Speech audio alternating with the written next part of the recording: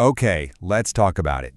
It is one of the worst feelings imaginable, right? You've put in the hours, you've studied for weeks, you know this stuff. But the second that exam paper hits your desk, poof, it's gone. Just a total blank where all the answers are supposed to be. Well, today we're going to pull back the curtain on exactly why that happens. And more importantly, I'm going to give you a super practical toolkit to get yourself unstuck right in the middle of it. This right here is the absolute key. You have to get this. Going blank under pressure isn't about not knowing enough. It's a performance issue. It's not a sign that you didn't prepare. It's a real physical response where your brain's recall system literally gets hijacked by stress. So let's figure out how to get you back in the driver's seat. So here's the game plan for today. We'll start with what that stress hijack actually looks like inside your brain. We'll cover the 3 things in an exam that trigger it. Then the good stuff, a 90-second rescue you can use right in the exam hall. After that, we'll talk about a 7-day plan so it doesn't happen again. And then we'll wrap up with the big takeaways. All right, let's get into the science of what we're calling the stress hijack. To really beat this thing, you gotta understand it first.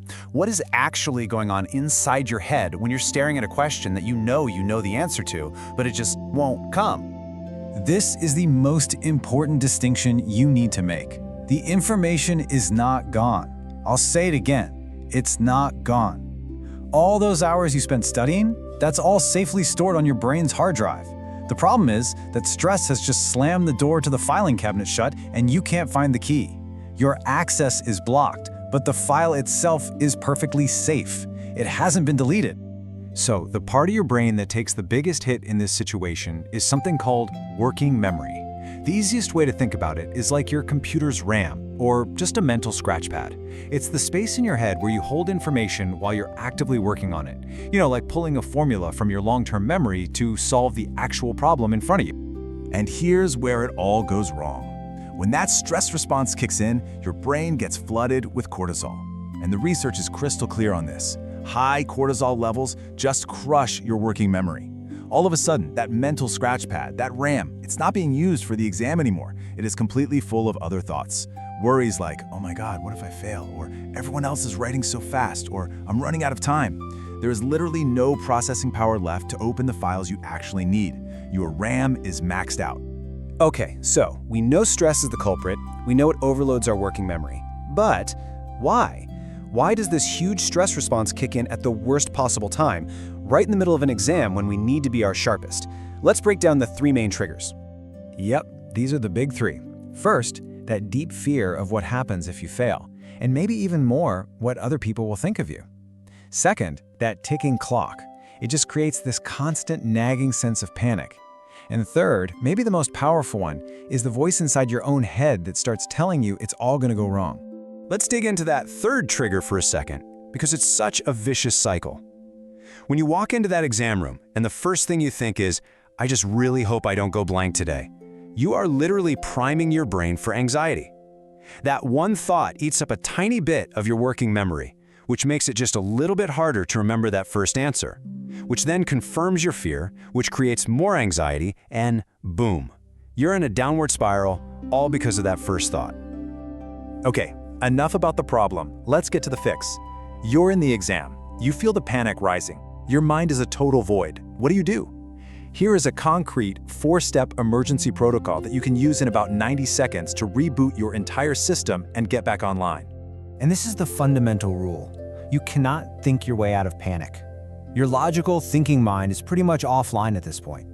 The only way to get back in control is to interrupt the body's physical stress response first. We have to send a signal from our body back to our brain that says, hey, we're safe, stand down, false alarm. So here are the 4 steps we're gonna walk through, one by one.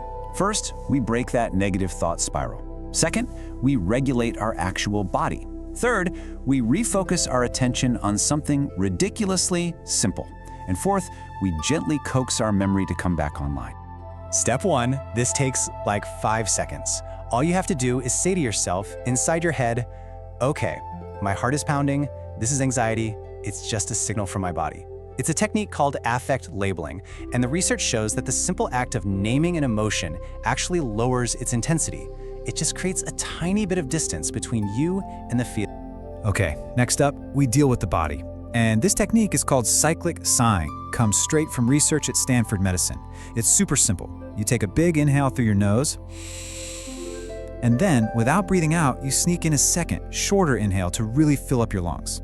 Then you let it all out with a long, slow, full exhale through your mouth. That long exhale is the magic trick. It's what hits the brake pedal on your body's stress response. Seriously, just 2 or 3 of these is all you need. All right, your body's a little calmer. Now we need to restart your brain. And listen to me, do not go back to the question that made you panic. Your only mission right now is to find the single, easiest, most brain-dead task on the entire exam. I don't care if it's just writing your name and student number at the top of the page. Maybe it's a 1-point true or false question. The goal here isn't to get points. It's to create forward momentum. It's to prove to your brain that you can, in fact, still do something. So once you've done that one tiny thing, you can start to gently bring your memory back. Don't try to force the big, complex answer to come back. Instead, just jot down some related keywords in the margin, or a formula you remember, or a simple definition.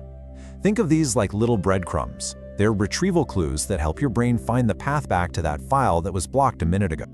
Okay, so that 90-second protocol, that's your emergency first aid kit. But you don't want to live your life relying on first aid, right? So how do we build long-term mental toughness for these situations? Let's shift from being reactive to being proactive. Let's talk about the 7-day plan to train your brain to handle the pressure. The main idea here is something psychologists call stress inoculation training. And the best way to think about it is like a vaccine. You know, a vaccine gives you a tiny, harmless piece of a virus so your body can learn to fight it. Well, we can do the same thing for our minds. We can expose ourselves to small, manageable doses of stress to build up a kind of psychological immunity. This isn't about studying more, it's about training smarter.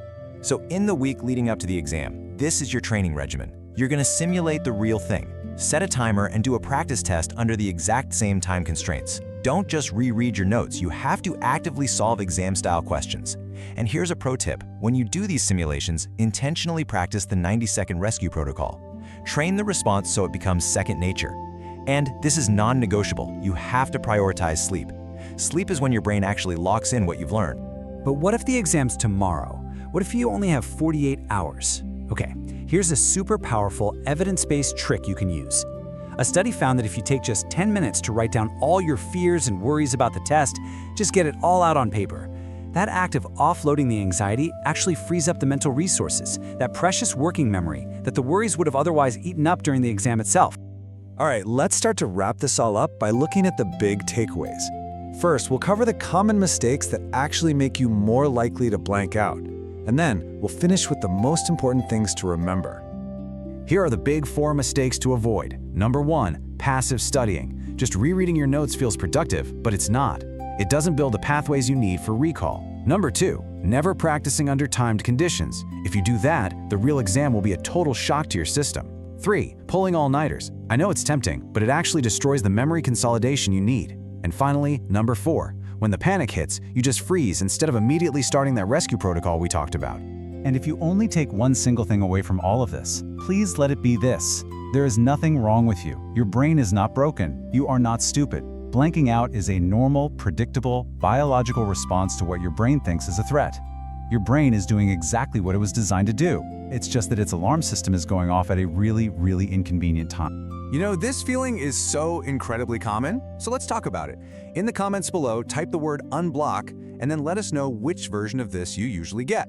Is it number 1, where your mind just goes completely empty? Number 2, where you can feel the answer on the tip of your tongue, but the words won't come out? Or number 3, where the physical stuff, like a trembling body, takes over? Sharing this stuff really helps everyone see that they're not the only one going through it.